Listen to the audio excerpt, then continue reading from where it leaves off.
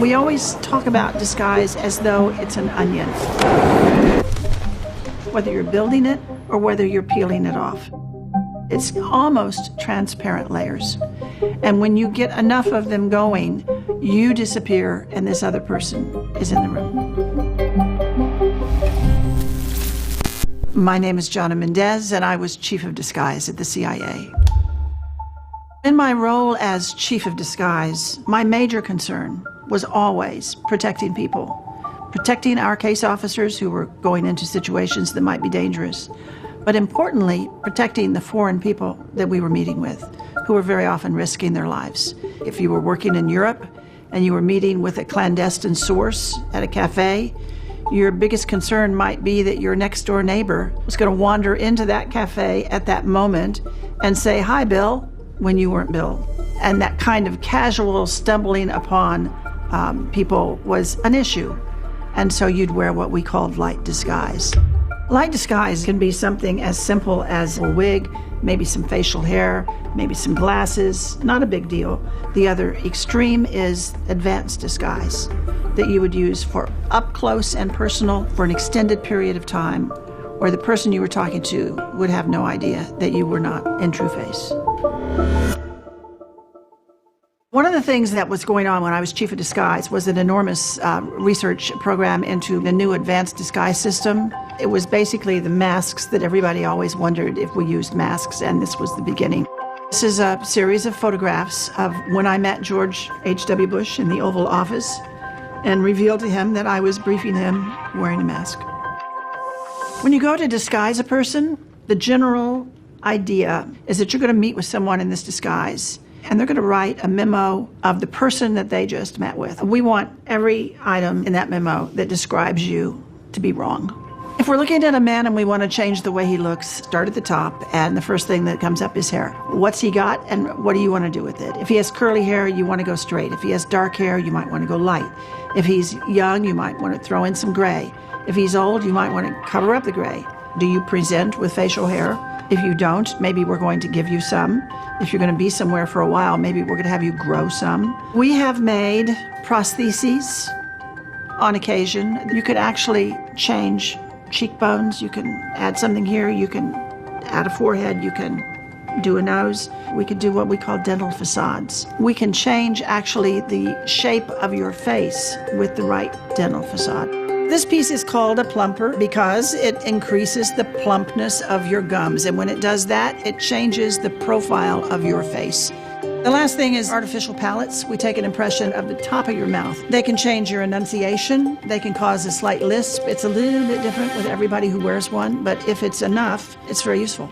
We very often discover that older looking men are considered less threatening than younger looking men, so we like to age a person. With women, you have a broader range of what you can do. You also have one extra step. You could turn a woman into a man. I would mention that it's almost impossible to turn a man into a woman. What we do is always additive. We can make you taller, we can make you heavier, we can make you older. We can't go the other direction. You want to be the person that gets on the elevator and then gets off, and nobody really remembers that you were even there. That is a design goal at the disguise labs at CIA.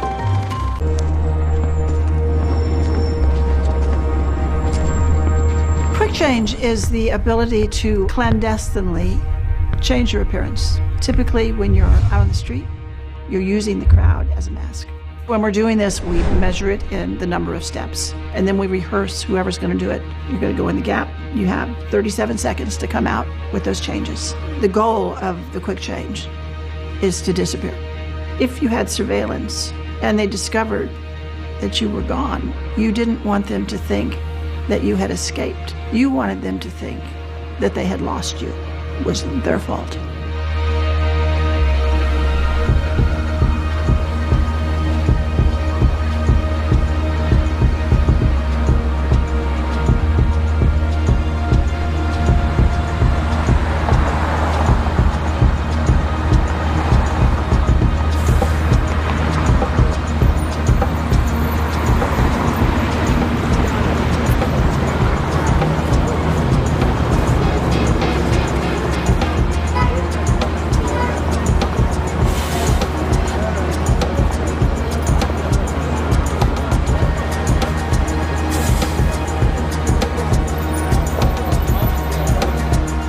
Blending in is situational. It depends on where you are.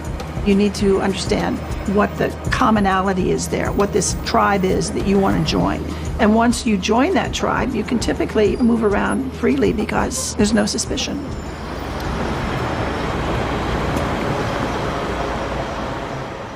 You can't summon up a disguise in the middle of an event, but going to the event, you can say to yourself, I think I'll leave my baseball cap and my sneakers, and I'm going to leave all of that in my room. And you can realize that being out on the street as an American is sometimes dangerous. One of our officers, probably working out of the American Embassy, would have surveillance 24 hours a day. They'd have teams of people following them. But they had work to do. They had to communicate with people clandestinely. And the extremes that we would go to disguise those people was the most interesting and the most challenging part of the job. Speaking of blockbuster movie franchises, if you haven't heard, we are celebrating Mission Impossible Week here on CBS Mornings. Plus, ahead of Friday's release of Mission Impossible, The Final Reckoning. And all of those heart-pounding scenes of drama, the spy action over the years, it might have you wondering, how much of that mask-wearing, self-destructing instruction stuff hanging from the airplane wings, how much of that goes down in real life? The CBS News Confirmed team brought us a guest who can answer all of our burning spy questions. She may have to kill us.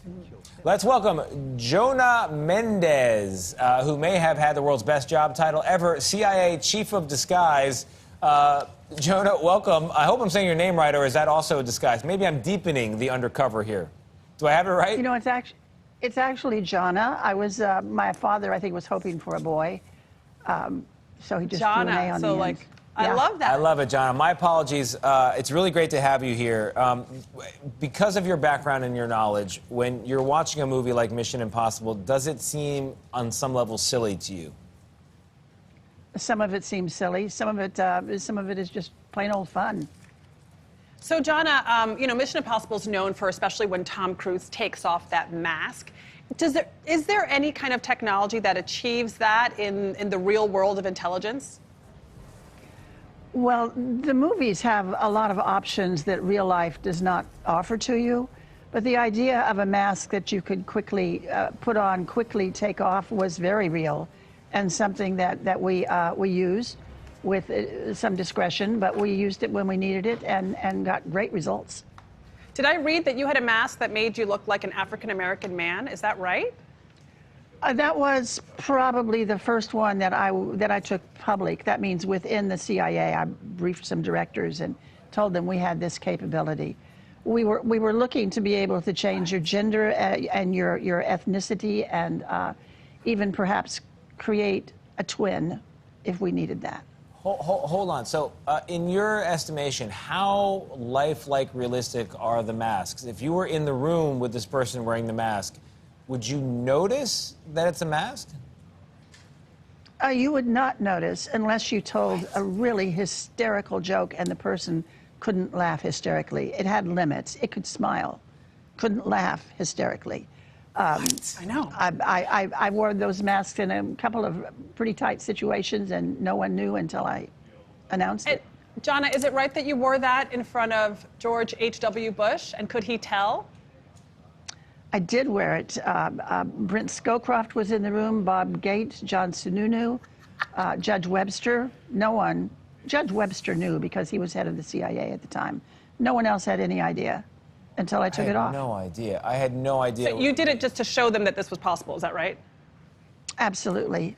I wanted the president to see that we had taken disguise to a really dramatically new level. Did you take one home as a souvenir? Are you in that? Is that you? Are you in there? Is that you in the mask? This is just me. And in the image, yeah, that's me. What? Taken off my head. What? And John Sununu had not been listening. He'd been working on his own notes. So he just glanced up when I did that, and he let out this funny little noise, like not a shriek, somewhere between a shriek and a squeak. Did I read that you had a mask that made you look like an African-American man? Is that right? Did I read that you had a mask that made you look like an African-American man? Is that right? Did I read that you had a mask that made you look like an African-American man? Is that right? That was probably the first one that I took public. That means within the CIA. I briefed some directors and told them we had this capability. Did I read that you had a mask that made you look like an African-American man? Is that right? We show you surveillance photos like these all the time, and maybe you recognize the person in the video, but your eyes can deceive you even about your own child. Yeah, that's really true. And tonight we actually show you a stunning local case that will make you scratch your head a little bit and wonder if what you just saw was indeed real. And it also illuminates what prosecutors say is a real problem. Eyewitness accounts. They say they're so unreliable, they may just be the worst kind of evidence. In 2010, he held up multiple tri-state banks, and the surveillance video hit probably every newscast in Cincinnati. It's something you would see in a Hollywood movie. I don't think any of us has seen anybody do anything like this. He talks about killing cops. This is the bank robber. We believe to be an African-American male. Hamilton County prosecutor Joe Dieter says people were convinced they knew this guy. We had it on video. They pointed at the same guy, the same house. They were sure it was this man. We put out a Crime Stoppers tip, and we got about 5 or 6, 7 phone calls. I know that guy. He lives on this street. He lives in this particular house. And when the detectives went to that house, they knocked on the door. His mom answered it. She said, "I know why you're here. I just saw on television my son robbing a bank." This is that woman's son. Take a look. He looks incredibly like the guy in the surveillance video. Police took the son, whose identity we were not given, into custody. Then they got a call from another woman who said they had the wrong guy, that it was her boyfriend who robbed the bank, and this is her boyfriend, Conrad Zerdiak. Actual perpetrator was white as could be. He had bought a theatrical mask from Beverly Hills, which cost a few $1,000s. And it's very lifelike, and he had it on, and it looks like the guy they called Crime Stoppers about. I mean, his mom said. His mother said it. He did it. He did it. It looked just like her son. Sunglasses covered Zerdiak's blue eyes. Gloves covered his hands. That just tells you don't believe what you see all the time, because you could be dead wrong. Joe Dieters will no longer take one person's word for it, ever since this man was wrongly imprisoned for rape based on one person's identification. You can't rely solely on identification. It's a recipe for some type of disaster. And I think a disaster is an innocent person in prison. He says eyewitness accounts are the worst kind of evidence. I would consider identification as one piece of evidence. It should never be the only piece of evidence. Well, Conrad Zerdiak will be in prison for that robbery and other robberies until 2035. And we want to show you something. The prosecutor let us borrow this. This is the mask used in that crime. It has been sitting at my desk now for about a week, freaking everyone out. The whole newsroom's been yeah, talking I mean, about it's really, it's unbelievably lifelike. And the poor guy who just happened to look like it did nothing wrong. Right. Absolutely nothing wrong. But this thing, you can look him up. You can buy them out several $100s, Right. thousands of dollars. And there are several cases actually across the country where it is thought that people are using these types of masks, Hollywood masks, to get away with crimes. Yeah, it's absolutely. really, really I'll remarkable. attest to the creepy part. I'll It tell you does. that. Sure much. is. Very Which realistic. It does also yeah. question, like, you got to question what you see. Did you really see that? This, his mom thought it was Yeah, him, how and it about that? wasn't.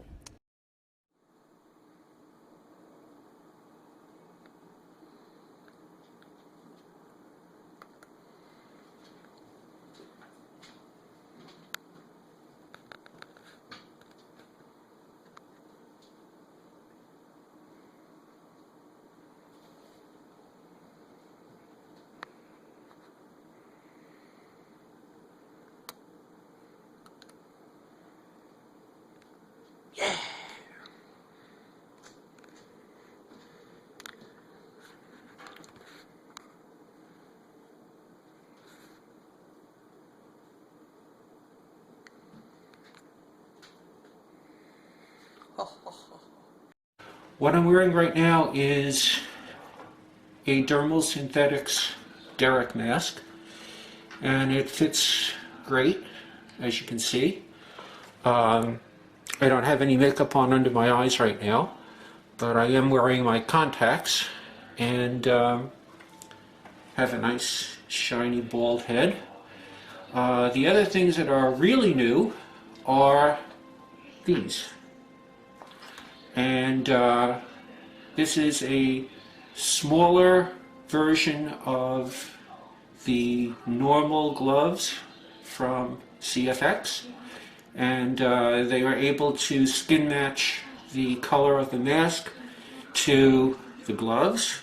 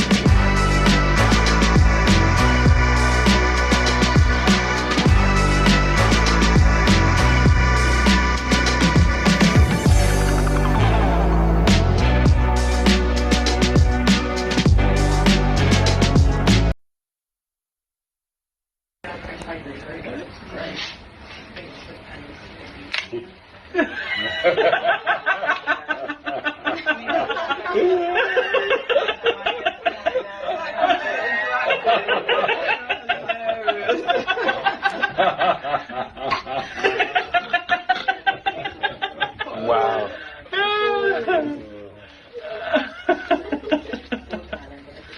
Just an average Saturday. Yeah, just a Saturday.